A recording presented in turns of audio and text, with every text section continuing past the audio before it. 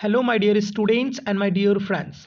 आज की इस वीडियो में हम बात करने वाले हैं कि जो स्टूडेंट सेकंड सेमेस्टर के हैं उनको कौन कौन सा पेपर पढ़ना है और पेपर का ओवरव्यू क्या होगा। कि पेपर में उनका जो फर्स्ट पेपर है, सेकंड पेपर है, थर्ड पेपर है, फोर्थ पेपर है और फाइव पेपर है। तो सेकंड सेमेस्टर में जो सिलेबस ऑलरेडी मैंने डिस्कस किया था, उस सिलेबस के हिसाब से हमें कौन से चैप्टर पढ़ने हैं। ओके, हमें किस राइटर का बुक खरीदना चाहिए, किस राइटर का बुक हमें पढ़ना चाहिए, तो उसके विषय में आज हम आपको उस सब्जेक्ट के बारे में बात करने वाले हैं। ठीक है, तो प्लीज़ इस वीडियो को ध्यान से देखिए एंड प्लीज़ प्लीज़ प्लीज़ इसको आप शेयर कीजिए जिसको इस वीडियो की नीड है। तो सबसे पहली बात तो ये कि हम जो भी पेपर पढ़ने वाले हैं, जिस पेपर के बारे में मैं बात करने वाला हूँ, वो आपका पहला पेपर जो सेकंड सेमेस्टर का है वो है आपका ह्यूमन रिसोर्स मैनेजमेंट। इसको ध्यान से देखिए आप, ह्यूमन रिसोर्स मैनेजमेंट। इसमें सबसे पहला जो यूनिट है आपका, उसमें हम लोग पढ़ने वाले हैं ह्यूमन रिसोर्स मैनेजमेंट का इंट्रोडक्शन, यानी कि ह्यूमन क्या होता है, ह्यूमैनिटी क्या होती है, उसके बाद जो डायमेंशंस हैं ह्यूमन रिसोर्स मैनेजमेंट के, उसका कंसेप्ट हमें डिस्कस करना है। देन आफ्टर इसकी ऑब्जेक्टिव क्या है, इसका सिग्निफिकेंस यानी एडवांटेजेस वगैरह क्या हैं, इन सब के बारे में हम लोग को इसके फर्स्ट यूनिट में डिस्कस करना है। सेकेंड यूनिट जो है इसका, यानी सेकेंड चैप्टर जिसको आप बुला सकते हो, वो है आपका सिलेक्शन, ट्रेनिंग एंड डेवलपमेंट के ऊपर, जिसमें किसी के बेसिकली जो हम बात करते हैं ह्यूमन रिसोर्स का यानी मैन पावर का, तो मैन पावर में मैन पावर की प्लानिंग कैसे करेंगे, हम उसके रिक्रूटमेंट को कैसे फुलफिल करते हैं, रिक्रूटमेंट प्रोसेस क्या होता है, उसकी ट्रेनिंग, उसके मेथड्स और उसके जो डेवलपमेंट की जो बात करते हैं ओवरऑल, तो उसके विषय में भी हमें क्या करना है, इस यूनिट नंबर 2 के अंदर पढ़ना है। देन हम लोग यूनिट 3 में आते हैं। तो यूनिट 3 में हम लोग का जो है वो एम्प्लॉय रिलेशनशिप के बारे में पढ़ना है कि एम्प्लॉय रिलेशनशिप क्या होती है। इसके अंदर हम पढ़ने वाले हैं कि अलग अलग जो डिपार्टमेंटल रिलेशनशिप है किसी पार्टिकुलर ह्यूमन रिसोर्स मैनेजमेंट का, तो क्या होता है उसके बारे में। इसके अलावा हम लोग पढ़ेंगे trade union and collective bargaining, social responsibility of trade unions, और जो हम लोग का इसके बाद जो ह्यूमन रिसोर्स अप्राइजल करके यूनिट 4 आएगा उसको पढ़ेंगे, जिसमें कि इसके कंसेप्ट डेवलप, उसके कंसेप्ट के बारे में, उसके सिग्निफिकेंस के बारे में, और इसके बाद जो अलग अलग क्रिटेरियाज होते हैं किसी भी परफॉर्मेंस को लेकर के, उसके बारे में भी डिस्कस करने वाले हैं। देन हम लोग का जो लास्ट यूनिट है, यूनिट नंबर 5 इस पर्टिकुलर पेपर के अंदर, वो है आपका ह्यूमन रिसोर्स मैनेजमेंट का अकाउंटिंग कैसे होगा और ऑडिटिंग कैसे होगा। ओके, इसके अलग अलग जो कंसेप्ट हैं, अलग अलग जो मेथड्स आपके बेसिकली हैं, उसके बारे में भी हमें डिस्कस ओवरऑल करना है। सो इस चैप्टर के अंदर और इस विषय के अंदर, इस particular subject human resource management में हमें ओवरऑल क्या पढ़ना है, उसके लिए जो बुक आएगा उसके बारे में आपको बता देता हूं। तो यहाँ ध्यान से देखिए, सबसे पहला कि आपको कौन सा बुक परचेज करना चाहिए, वो जानने से पहले आप देख लीजिए कि आपके पास ऑल्टरनेटिव बहुत सारे हैं, आप चाहे तो अपना ऑल्टरनेटिव यूज कर सकते हैं। तो सबसे पहला ये है कि आप जो आपके पास जो बुक रिकमेंड्स किए गए हैं, ये सारा चीज़ इसको ध्यान से देख लीजिए, तो आपको इसमें से पता चल जाएगा कि आपके लिए कौन सा बेटर है। मेरे ख्याल से अगर मुझे आप बोलोगे कि कौन सा बेस्ट बुक है, तो according to me I think you should purchase Pearson publication. Okay, Pearson publication की जो बुक है आप उसको खरीद सकते हैं। नंबर 3 को रेफर कर सकते हैं, नंबर 3 को। नंबर 3 में आपका Greer RC strategic human resource management book का नाम है, उसको आप परचेज कीजिए। इसके अलावा अगर ये बुक नहीं मिलता है तो आप अश्वत्थापा की बुक आती है, वो भी आप परचेज कर सकते हैं नंबर 4 में। या इसके अलावा आप कैरी डेसलर का बुक भी ले सकते हैं, जो कि बहुत अच्छी किताब है। ओके, फिलिप कोटलर की बुक भी आती है इसके अलावा। तो आप क्या कर सकते हैं, इन बुक्स को परचेज कर सकते हैं। फर्स्ट ऑप्शंस में आप क्या रखेंगे, पियर्सन पब्लिकेशन की किताब जो कि बहुत ही अच्छी होती है। इसके अलावा कैरी डेसलर सेकंड नंबर, और थर्ड नंबर पे आप अश्वत्थापा को रखिए, और इनमें से जो बुक्स मिलता है आपको परचेज कर लीजिए and then you start your study. So ये हम लोग का था फर्स्ट पेपर का। ओके, अब हम बात करने वाले हैं हम लोग का जो सेकंड पेपर है मार्केटिंग मैनेजमेंट, उसके बारे में। तो मार्केटिंग मैनेजमेंट की जब हम बात करते हैं तो इसमें आप ध्यान से देखिए, पेपर नंबर 2 है आपका मास्टर्स का। मार्केटिंग मैनेजमेंट के अंदर आपको जो पहला पहला आपका यूनिट है वो है फंडामेंटल, यानी फंडामेंटल में आप क्या पढ़ने वाले हैं।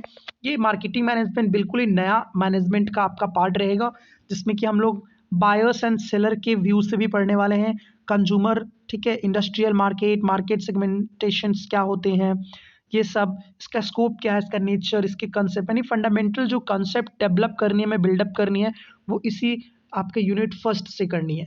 यूनिट सेकंड में क्या पढ़ना है, तो मार्केटिंग का इन्वायरमेंट यानी मैक्रो और माइक्रो इन्वायरमेंट जो होता है, जिसमें अलग अलग जो मार्केटिंग डिसीजंस हम लोग लेते हैं, तो उसके कौन कौन से आपके डिटर्मिनेंट्स हैं, कंपोनेंट्स हैं, उनके बारे में, उनका रोल्स क्या है, इसके बारे में हमें डिस्कस करना है। यूनिट 3 के अंदर क्या करना है, मार्केटिंग इंफॉर्मेशन सिस्टम्स को MIS भी बोलते हैं हम लोग, उसके बारे में डिस्कस करना है, जिसमें हम लोग इसका कंसेप्ट, सब सिस्टम्स, मैनेजमेंट ऑफ इनपुट्स ये वगैरह डिस्कस करेंगे, और इसके इंपॉर्टेंस, एडवांटेजेस के बारे में भी हमें पढ़ना है।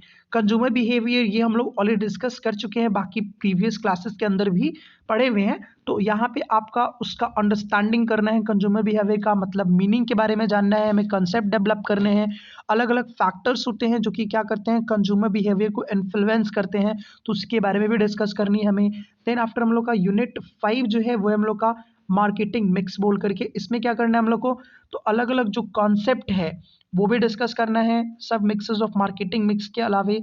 और यहाँ पे हमें प्रोडक्ट के बारे में डिस्कस करना है, प्रोडक्ट का लाइफ साइकिल क्या हो सकता है, प्रोडक्ट इनोवेशन क्या है, क्योंकि इनोवेशन एक बहुत ही इंपॉर्टेंट टर्म है जिसका आप इस्तेमाल कर सकते हैं अपने बिजनेस के अंदर, खासकर मार्केट में इसका बहुत ही इंपॉर्टेंट रोल होता है। इसके अलावा पैकिंग क्या होती है, ब्रांडिंग क्या है, किसी प्रोडक्ट को डेवलप करना है तो उसके लिए ब्रांड कितना इंपॉर्टेंट माना जाता है, प्रमोशन क्या है, इसका कॉन्सेप्ट क्या है, एडवर्टाइजमेंट, पब्लिसिटी, सेल्स का प्रमोशन, या फिर जो पर्सोनेल है आपका उसका सेलिंग का, फिर बहुत सारे ऐसे कॉजेज हैं। फिर आपका स्पॉन्सिव मार्केटिंग के अंदर आता है, और उसके बाद जो आपका बहुत सारा टर्म्स यहाँ पे क्वालिफाई किया गया है। इसके अलावा आप ये देख सकते हो कि प्राइसिंग के बारे में है, पॉलिसी, ये वाला प्राइसिंग पॉलिसी स्ट्रैटेजीज के बारे में पढ़ना है। देन हम लोग का इसके अलावा जो अलग अलग फिजिकल डिस्ट्रीब्यूशन है और उसके लेवल है डिस्ट्रीब्यूशन के, उनके बारे में भी हम लोग को डिस्कस करना है। और इसके लिए जो बुक मैं रिकमेंड करने वाला हूँ वो आप मार्केटिंग मैनेजमेंट के लिए जो लेना चाहिए, वो आपको मैं बता देता हूँ कि जो बेसिकली इंपॉर्टेंट जो बेस्ट बुक है उसके बारे में। तो यहाँ पे जो फर्स्ट बुक है आपका, इस बुक को रेफर कर रहा हूँ मैं आपको, Kotler, Philip and Gary Armstrong का। ये बहुत ही अच्छी बुक है, प्लीज़ इसको आप परचेज कर सकते हैं। फर्स्ट में इसको प्रेफरेंस दीजिए। सेकंड नंबर में आपका क्या है, तो सेकंड नंबर में आपका Still, Richard, R and other, जो कि सेल्स मैनेजमेंट डिसीजंस, प्रेंटिस और न्यू दिल्ली का बुक है। MC ग्रोहिल वाली जो थर्ड नंबर में आपका दिखा रहा है वो भी आप परचेज कर सकते हैं। इसके अलावा आपको जो अच्छा लग रहा है वो आप परचेज कर सकते हैं। So this is the video for book recommendation. Okay, अब हम बात करने वाले हैं अगले पेपर की। तो अब हमारा थर्ड नंबर पेपर जो है वो है फिनेंशियल मैनेजमेंट को लेकर के। फिनेंशियल मैनेजमेंट बहुत ही इंपॉर्टेंट है, क्योंकि फिनांस का मैनेजमेंट कैसे करना है हमें इस पार्टिकुलर पेपर के अंदर यही पढ़ना है। तो आइए मैं आपको बताता हूँ, यूनिट 1 और यूनिट 2 में फिनेंशियल मैनेजमेंट, पहला यूनिट तो सिंपल है, इंट्रोडक्शन पार्ट रहेगा कि फिनेंशियल मैनेजमेंट का कंसेप्ट क्या है, उसका मीनिंग, उसका ऑब्जेक्टिव, उसके सिग्निफिकेंस वगैरह की बात की गई है। यूनिट 2 के अंदर आपका थोड़ा सा यहाँ पे cost of capital, capital budgeting के बारे में, स्टैंडर्ड जिसकी बात करते हैं हम लोग, उसके बारे में है। यहाँ पे आपको क्या क्या पढ़ना है, तो यहाँ पे हम लोग को पढ़ना है क्या, जो हमारे कैपिटल का जो सोर्स होता है, जो कि शेयर्स हैं, बहुत सारे आप डिवेंचर्स की बात करते हैं, तो इन सब के बारे में हम लोग को क्या करना है, प्रैक्टिकली सॉल्यूशंस पे फोकस करना है और थ्योरेटिकल नॉलेज के साथ ही।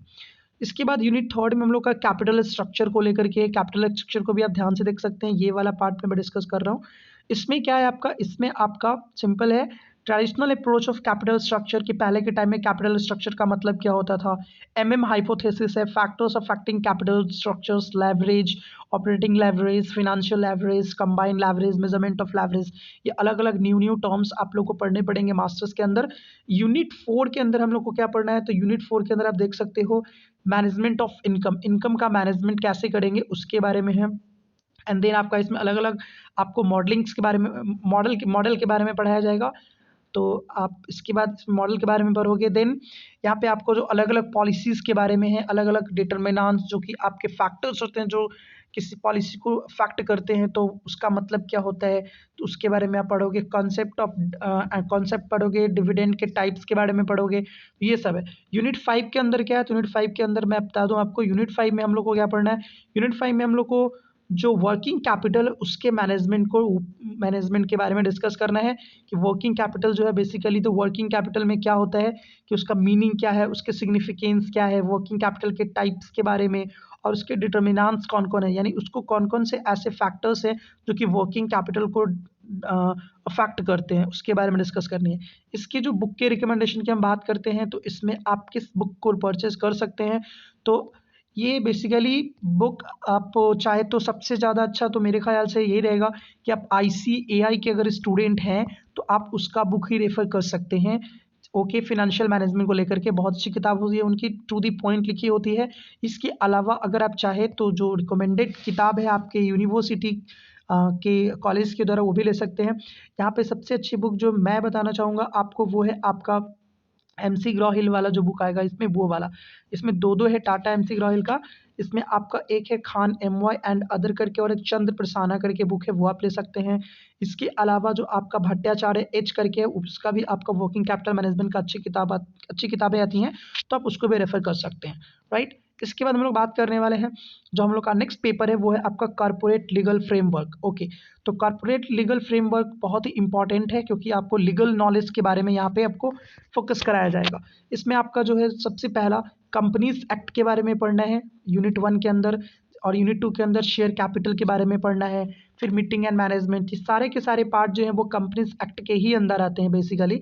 उसके बाद हम लोग का अकाउंट्स एंड ऑडिट का पार्ट है, और उसके बाद अदर में हम लोग अदर लॉ के बारे में भी डिस्कस करेंगे, लाइक सेबी हो गया, फेमा हो गया, IRDA हो गया, ठीक है, कंज्यूमर प्रोटेक्शन एक्ट 1926 हो गया, तो ये सब हम लोग को डिस्कस करना है। ओके, तो ये पूरा का पूरा जो अब बेसिकली अगर हम बात करें कि ये है क्या कॉर्पोरेट लीगल फ्रेमवर्क, तो यहाँ पे आपको सिंपल समझ लीजिए कि जिस तरह से बीकॉम सेकेंडरी में आपने लॉ की पढ़ाई की थी, बिजनेस लॉ की, तो यहाँ पे आपको एक लॉ का पेपर है एक तरह से अगर मान लिया जाए तो, ठीक है। ये लॉ का पेपर है जिसमें लॉ के पेपर में आपको कंपनीज एक्ट 2013 है, उसके अलग अलग पार्ट हैं जो कि कंपनीज एक्ट के अंदर आपको अलग अलग टर्म्स जो डिस्क्राइब किए गए हैं वो पढ़ना है। बेसिकली कंपनीज एक्ट के अंदर क्या है कि आपको लगभग 29 चैप्टर्स के बारे में डिस्कस करना होता है, और टोटल जो है आपका 270 सेक्शंस भी पढ़ने होते हैं। तो बट हम लोग को यहाँ पे उतने नहीं पढ़ने, हम लोग को नॉर्मली जो पार्टिकुलर जो डिस्क्राइब किए गए हैं चैप्टर्स उसके बारे में ही जानना है, उसके बारे में हम लोग को पढ़ना होता है। अब मैं बुक्स रिकमेंडेड करना चाहूँगा आपको, यहाँ भी आपको सेम मैं बताना चाहूँगा कि आप कंपनीज एक्ट की जो बुक आती है ICAI के मॉडल से भी पढ़ सकते हैं आप। ओके, अगर आप ICAI के मॉडल से नहीं पढ़ना चाहते हैं तो इसके अलावा और भी सारी बुक्स आती हैं, you can just move to that. तो यहाँ पे आपका जो बुक है आप बेयर एक्ट को पढ़ लीजिए, वो बहुत अच्छी किताब होती है। इसमें आपको जो अदर लेजिस्लेशंस के बारे में पढ़ना है तो उसमें आपको कवर हो जाएगा, SEBI, FEMA, IRDA, consumer protection act, ये सब। और इसके अलावा आप जो बुक परचेज करना चाहते हैं तो कंपनीज एक्ट, ओके, जो 2013 वाली किताब है उसको आप न्यू कोई भी कंपनीज एक्ट पढ़ सकते हैं, वो चलेगा। यहाँ पे आप कौन सा बुक परचेज करना चाहते हैं तो कर सकते हैं, टैक्सेमन की अच्छी बुक आती है वो परचेज कर सकते हैं आप। ओके, उसके अलावा जो कि आपका ये वाला 3rd नंबर है कपूर ND कंपनी लॉ, उसको भी आप परचेज कर सकते हैं। नेक्स्ट है उसके बाद आपका जो हम लोग का पेपर है वो है मैनेजमेंट अकाउंटिंग को लेकर के। ये मैनेजमेंट अकाउंटिंग थोड़ा सा अलग रहेगा, जो कि बीकॉम 3rd ईयर में आपने पढ़ा था वैसा नहीं रहेगा। इसमें हम लोग को क्या पढ़ना है, तो सबसे पहला यूनिट जो है उसमें हम लोग को पढ़ना है मैनेजमेंट अकाउंटिंग। ओके, इसका इंट्रोडक्शन जो कि थ्योरी पार्ट है। इसके बाद बजटिंग के बारे में पढ़ना है। बजटिंग के बारे में आपको क्या पढ़ना है कि जो फ्लेक्सिबल बजट होता है या फंक्शनल बजट है, आपका सेल का बजट है। बजट का मतलब जो आप एक स्टैंडर्ड फिक्स करते हैं बेसिकली, ओके, जो स्टैंडर्ड आप फिक्स करते हैं उसके ऊपर हम लोग डिस्कस करने वाले। जो स्टैंडर्ड होता है कि हमारे बिजनेस में पार्टिकुलर इतना चीज़ लगना चाहिए था और एक्चुअल में डिफरेंट लगता है। तो आप ये कॉस्टिंग का जो आपने पढ़ा भी होगा स्टैंडर्ड कॉस्टिंग वगैरह, तो इसमें यहाँ भी आ जाएगा यूनिट 3rd के अंदर। आपको यूनिट 3rd में आप देख सकते हो कि आपको यहाँ पे स्टैंडर्ड कॉस्टिंग और वेरिएंस एनालिसिस की बात की गई है, आपने बीकॉम 3rd ईयर में पढ़ा था भी इसको। उसके बाद आपका यहाँ पे आपका BEA यानी ब्रेक इवन एनालिसिस का भी बात किया गया, और मैनेजमेंट रिपोर्टिंग भी हमें यहाँ पे डिस्कस करना है। ओके, तो इसके बाद इसका जो बुक रिकमेंडेशंस की हम लोग बात करते हैं कि हमें कौन सा इसका बुक पढ़ना चाहिए, तो आप इसके लिए क्या कर सकते हैं, बेसिकली जो बुक परचेज करना चाहिए आपको वो मैं कहूँगा सहगल एंड सहगल का बुक परचेज कर लीजिए। इसके अलावा अगर आप ये बुक नहीं मिल रहा है तो इसके अलावा आप बुक पे जा सकते हैं, वो है आपका SN माहेश्वरी का किताब। इसके अलावा अगर आप चाहते हैं कि ये बुक मैं नहीं खरीदूं मैनेजमेंट अकाउंटिंग का, तो मैनेजमेंट अकाउंटिंग के लिए आप चाहे तो क्या कर सकते हैं, कुछ कॉस्टिंग के चैप्टर्स को डिस्कस कर लीजिए जो कि ऑलरेडी आप पढ़ चुके हैं। कॉस्टिंग में सबसे इंपॉर्टेंट जो है आपका, ओके, कि हमें कौन सा कॉस्टिंग का पढ़ना चाहिए, तो आप स्टैंडर्ड कॉस्टिंग के बारे में अच्छे से पढ़ लेंगे। ओके, स्टैंडर्ड कॉस्टिंग के बारे में स्टैंडर्ड कॉस्टिंग में वो भी ज़्यादा ओवरहेड का जो ओवरहेड जो आता है आपको, ओवरहेड वेरिएंस जिसको बोलते हैं, वो आप अच्छे से पढ़ लीजिएगा, ठीक है। इसमें आपका सेल्स वेरिएंस भी आता है आपका, उसके बाद प्रॉफिट वेरिएंस भी आता है, उसके अलावा मटेरियल, लेबर, ये सब का वेरिएंसेस भी निकालना होता है स्टैंडर्ड कॉस्टिंग के अंदर। इसके अलावा आपको बजट के बारे में डिस्कस आप देख लीजिएगा, आप इंटरनेट की भी हेल्प ले सकते हैं वैसे, लेकिन बुक की अगर आप बात करते हैं तो जो बुक मैंने सजेस्ट किया वो बुक आप परचेज करके you can just go to start your study, और इस प्रकार से आप इस एग्ज़ाम को आराम से पास कर सकते हैं। तो प्लीज़ इसके अलावा अगर कोई डाउट हो रहा है, आपको लग रहा है, तो आप मुझे कमेंट बॉक्स में कमेंट कर दीजिए। मैं चाहूँगा कि अगर ठीक से मैं एक्सप्लेन नहीं कर पाया, मुझे कोई दिक्कत है, मुझे लगेगा कि अगर आपको कोई दिक्कत है तो मैं उसको फिर से आपको बता दूँगा। सो आज की वीडियो के लिए मैं इतना ही रखता हूँ। फिर मैं नेक्स्ट वीडियो में बात करूँगा। Thank you.